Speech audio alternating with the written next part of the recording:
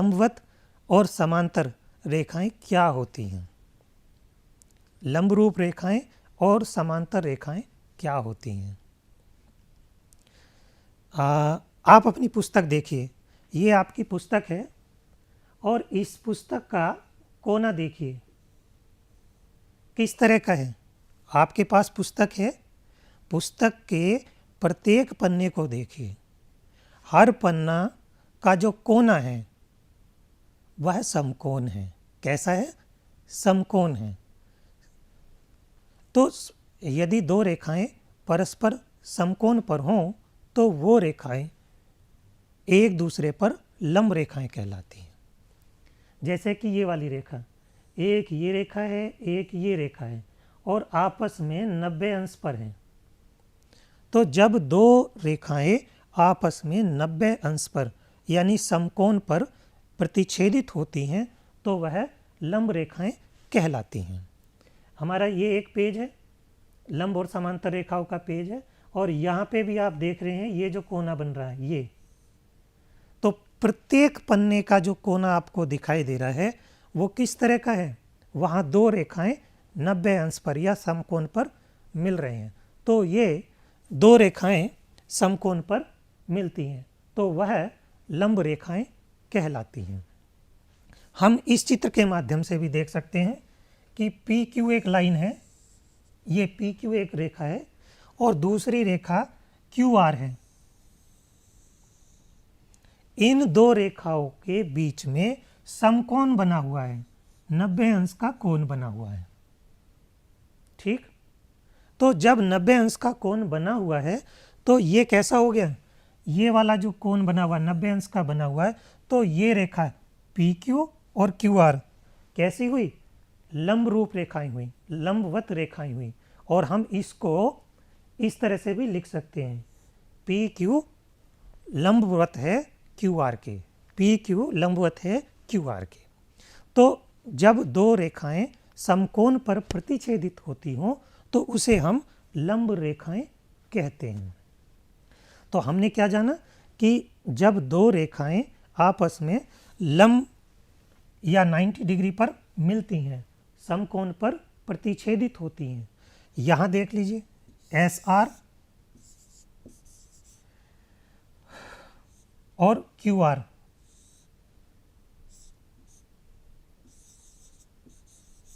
S R और Q R रेखाएं भी लंब रेखाएं हैं।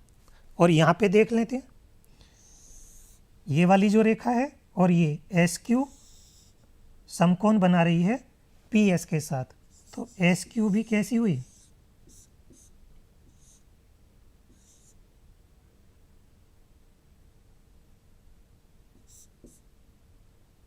एस क्यू नहीं कहेंगे, हम इसे एस आर कहेंगे। एस आर परपेंडिकुलर हो जाएगी किसके? पी एस के। तो इस तरह से हम ये देख पा रहे हैं जब दो रेखाएं आपस में समकोण पर प्रतिच्छेदित होती हों या मिलती हों तो वे रेखाएं लंब रेखाएं कहलाती हैं।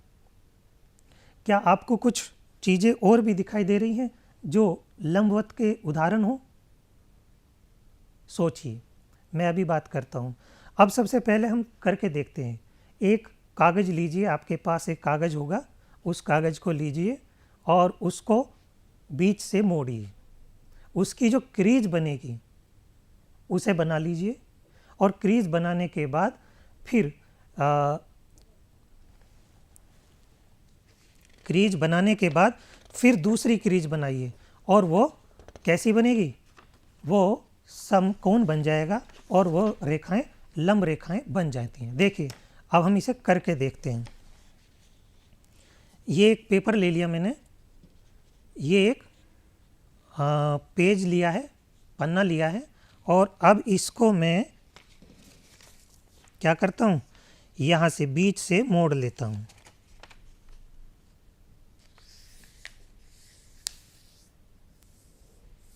तो ये एक रेखा बन गई, ये जो क्रीज बन गई है ये एक रेखा की क्रीज बन गई है, ये आपको दिख रही है, ठीक है ना। अब मैं इसके लंब रेखा बनाना चाहता हूँ तो क्या करूँ? फिर मैं इसी को उठा करके ये दूसरी तरफ से मोड़ देता हूँ और उसी रेखा के ऊपर इस रेखा को ले आता हूँ। ये इस तरह से मोड़ लिया अब, और अब मैं इसको खोलता हूँ। तो खोलने के बाद क्या देखता हूँ कि ये जो क्रीज बनी है, पहले ये वाली क्रीज बनी थी और अब ये वाली क्रीज बनी है। तो इन दोनों क्रीज के बीच में यदि मैं बात करूँ, ये वाला जो कोण है, ये कैसा कोण है? समकोण बन रहा है। ये कैसा कोण बन रहा है? समकोण। अर्थात एक रेखा ये खींची और एक रेखा ये खींची।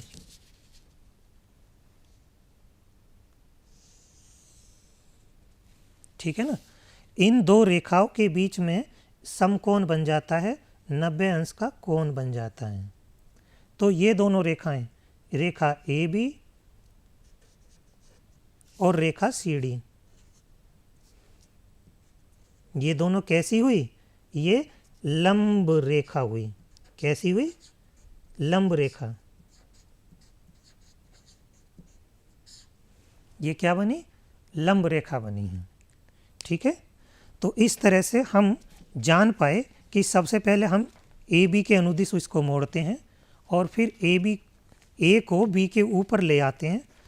तो जो एक क्रीज बनती है ये वाली, ओ बिंदु पर ये आपस में मिल रहे हैं, प्रतिच्छेदित हो रही हैं। तो ये जो कोण बना ये समकोण बनता है और समकोण बनने पर ही रेखाएं लंब रेखाएं कहलाती हैं। इस पेज का ये वाला कोना भी आप कैसा देख रहे हैं? ये समकोण पर मिल रहा है। तो ये वाला रेखा और ये वाली रेखा भी लंब रेखा है। इधर वाली ये वाली रेखा और ये वाली रेखा भी आपस में लंब रेखाएं हैं, क्योंकि ये भी 90 अंश पर मिल रही हैं। इस पेज का ये वाली रेखा और ये वाली रेखा भी लंब रेखाएं हैं, क्योंकि ये भी 90 अंश का कोण बना रही हैं। तो जहाँ समकोण बनता हो वह लंब रेखाएं होती हैं, और ये वाला कोण भी हमारा लंब रेखाएं निर्धारित करता है।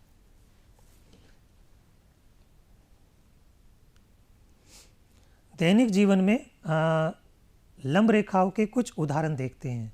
क्या आप कुछ चीज़ें ऐसी बता सकते हैं, कुछ वस्तुएं ऐसी बता सकते हैं जो लंब रेखा का उदाहरण हो? चलिए देखते हैं। Black board. ब्लैक बोर्ड को आपने देखा होगा, श्यामपट्ट आप सब जानते हैं। ये श्यामपट्ट है, और श्यामपट्ट का यदि मैं देखूं, ये वाला कोना कैसा है? 90 अंश पर हर समकोण है। तो ये रेखाएं, ये वाला रेखा और ये वाली रेखा कैसी हो जाएगी?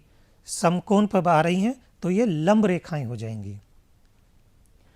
इसके अलावा हमारी पुस्तक के पेज के प्रत्येक कोना वह भी लंब रेखाओं को प्रदर्शित करता है। किसको प्रदर्शित करता है बच्चों?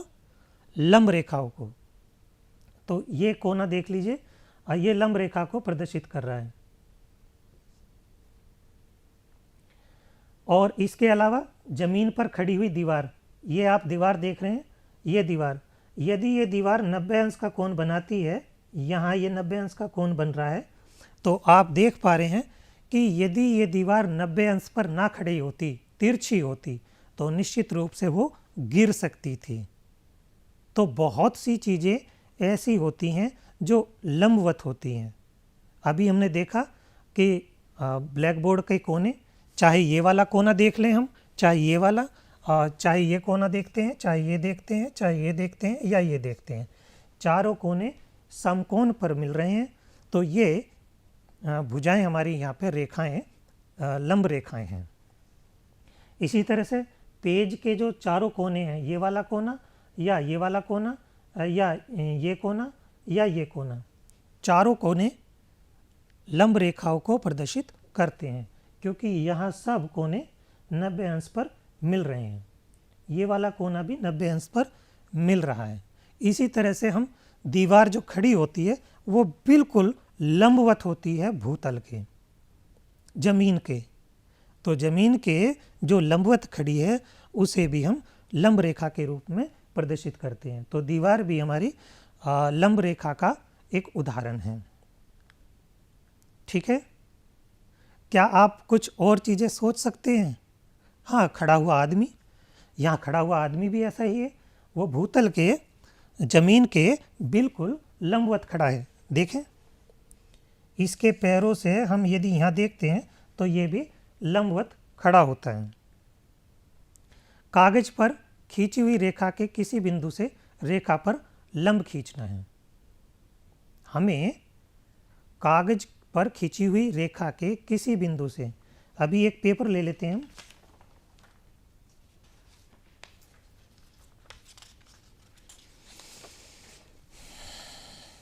एक पेपर लेते हैं और एक पेपर पर एक रेखा खींच लेते हैं।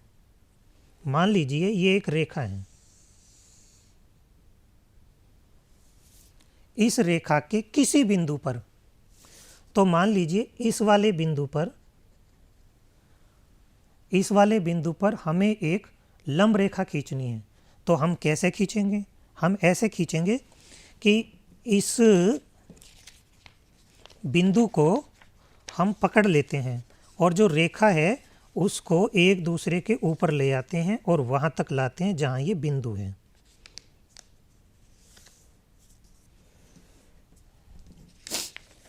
ये देखिए, इस तरह से हम लंब रेखा बना सकते हैं। ये रेखा, ये जो क्रीज आपको दिखाई दे रही है, ये क्रीज है ना, ये क्रीज आपको दिखाई दे रही है और ये इस वाली रेखा के इस वाले बिंदु O पर, रेखा AB के बिंदु O पर ये समकोण बन रहा है, 90 अंश का कोण बन रहा है। क्या बन रहा है? समकोण। तो समकोण की वजह से ये कैसी रेखा हो गई? इस बिंदु पर लंब रेखा हो गई। ठीक है, चलिए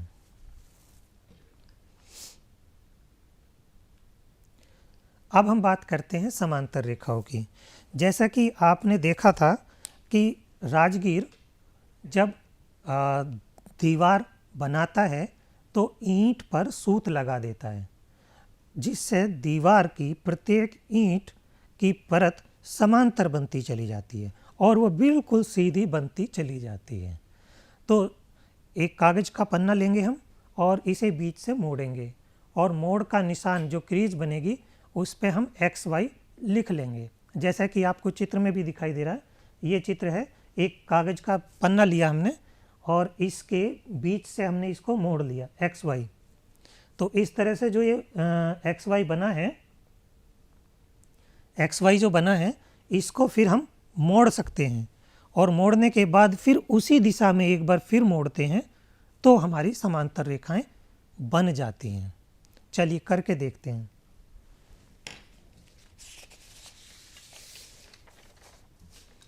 हम एक पेज लेते हैं, ये हमारा एक पेज है और इस पेज पर हम इस तरह से बना लीजिए। चलिए एक बार मोड़ लीजिए, ये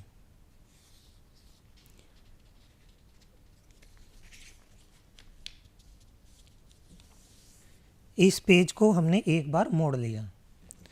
मोड़ने के बाद हम चलिए मोड़ने के बाद क्या आता है वो देखते हैं। ये मोड़ने के बाद ये है X और ये है Y। तो इस तरह से हमारे पास X और Y एक रेखा है। मैं इसको डार्क बना दूं? चलिए डार्क बना देता हूं, आपको आसानी से दिख जाएगी। ये एक रेखा XY हमने बना ली। ठीक है, अब इसके समांतर हमें रेखा बनानी है, तो किस तरह से बनाएंगे? ये है और फिर हम इसको दोबारा से मोड़ते हैं। ये दोबारा सा मोड़ दिया। अब आप देख पा रहे हैं कि यहाँ XY के समांतर दो रेखाएं बन गई, एक ये वाली और एक ये वाली। एक का नाम AB रख देंगे, AB, और दूसरी का नाम CD रख देंगे, ये CD। तो AB और CD आप देख पा रहे हैं यहाँ पे। तो AB और CD दो समांतर रेखाएं XY के बन गई हैं। इस तरह से हम समांतर रेखाएं बना सकते हैं।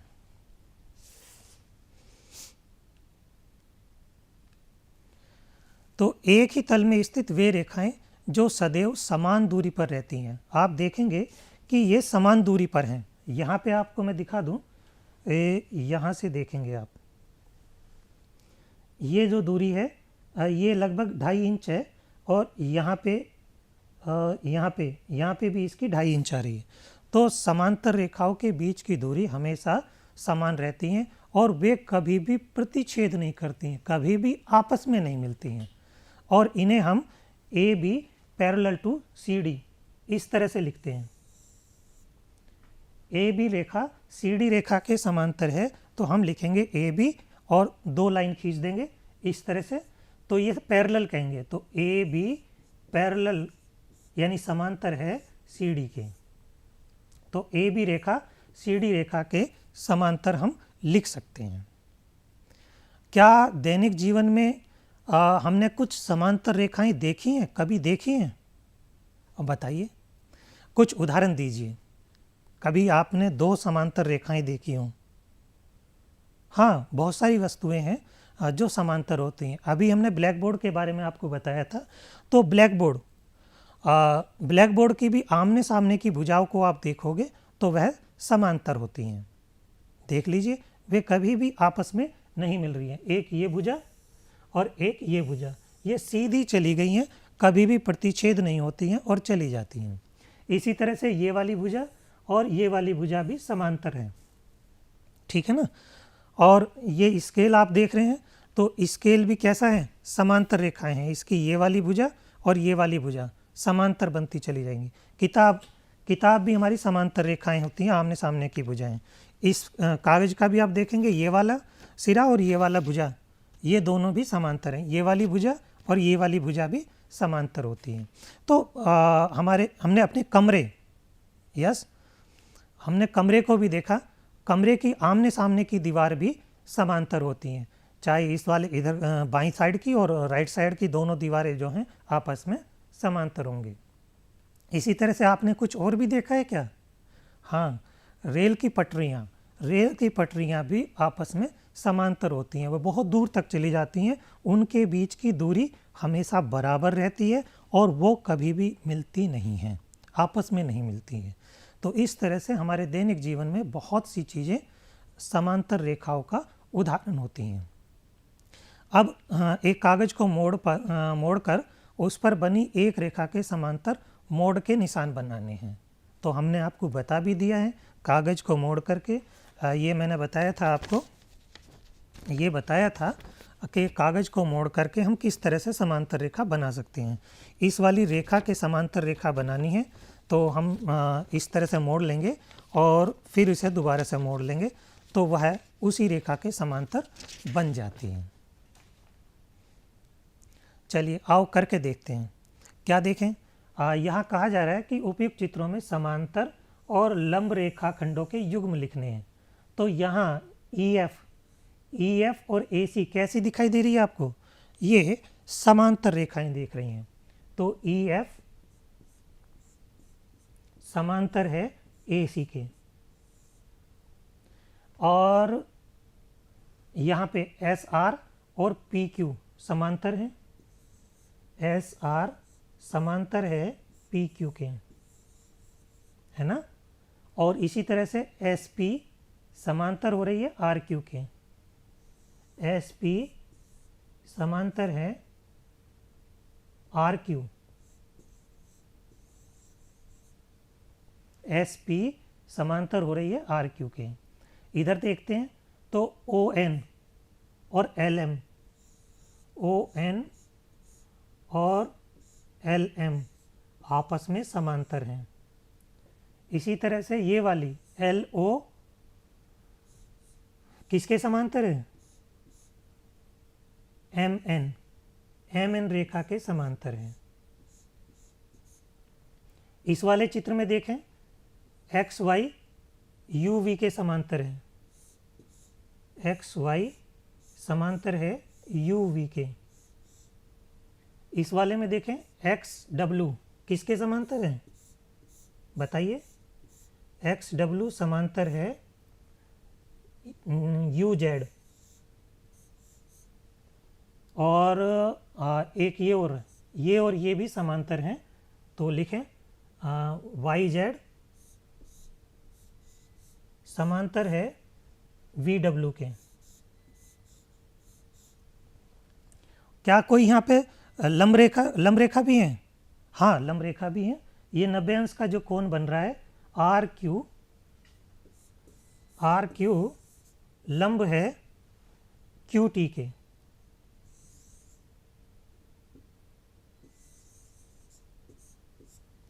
आर क्यू टी के लंबवत हैं। तो इस तरह से हमारी लंब रेखाएं भी बनाई जा सकती हैं। दो समांतर रेखाओं के बीच की दूरी कैसे निकाली जा सकती है? ये दो समांतर रेखाएं नहीं हैं और ये दो समांतर रेखाएं हैं, तो जब आप इन्हें नापेंगे तो बराबर होती है। तो इससे हमें पता चलता है कि समांतर रेखाओं के लिए लंब की लंबाई हमेशा बराबर होती है और दो समांतर रेखाओं के बीच दूरी हमेशा बराबर होती है। दो समांतर रेखाओं के बीच की दूरी हमेशा बराबर रहती है। आओ करके सीखें। अपने आसपास की वस्तुओं के समांतर रेखा के युग्मों के 4 उदाहरण आपको देने हैं। तो 4 उदाहरण आप दे सकते हैं कौन कौन सी समांतर रेखाएं होती हैं। जैसे श्यामपट्ट बताया था, रेल की पटरियां बताई गई थी, है ना। इस तरह से 4 चीज़ें आप बताइए और चित्र देखिएगा। और इसमें कहा जा रहा है कि ए बी 3 सेंटीमीटर है। ये ए बी 3 है तो सी डी की लंबाई बतानी है, तो वो भी 3 ही हो जाएगी, क्योंकि समांतर रेखाओं के बीच की दूरी हमेशा बराबर होती है।